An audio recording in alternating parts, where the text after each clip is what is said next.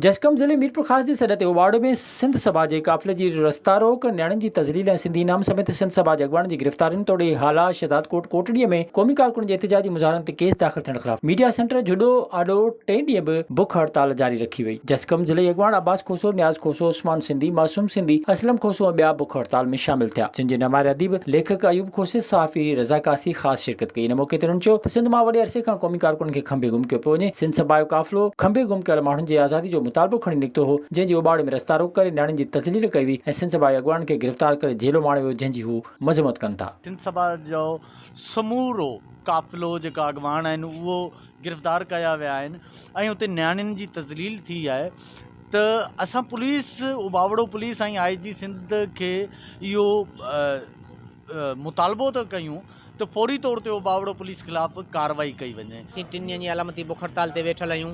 असांजो इहो मुतालबो आहे त सिंध सभा जो जेको काफ़िलो उबावड़े वटि जेको रोकियो वियो आहे, उन ते जेको न्याणियुनि ते तशदुद कयो आहे, उबावड़े SHO ऐं उते जे अमले, असीं IG Sindh, supreme court, high court खां मुतालबो था करियूं त उबावड़ो SHO ऐं उन अमले ख़िलाफ़ फ़ौरन कार्रवाई कई वञे ऐं सिंध सभा जो जेको काफ़िलो आहे जेको पुरमन एहतिजाज खणी जेको पंहिंजनि जी आज़ादी लाइ जेको निकितो आहे, उन खे जेको अॻियां पंहिंजी मंज़िल ते वञणु ॾिनो वञे। हुन चयो त सिंध सभा जे काफ़िले खे रोके सिंधी क़ौम खां एहतिजाज जो बि हक़ खसियो वियो। उन्हनि मुतालबो कयो त गिरफ़्तार कयलनि खे फौरी तौर आज़ाद ऐं खंभे गुम कयलनि खे ज़ाहिर कयो वञे। विज़िट कयो अवामी आवाज़ मीडिया ग्रुप जी वेबसाइट awamiawaz.pk।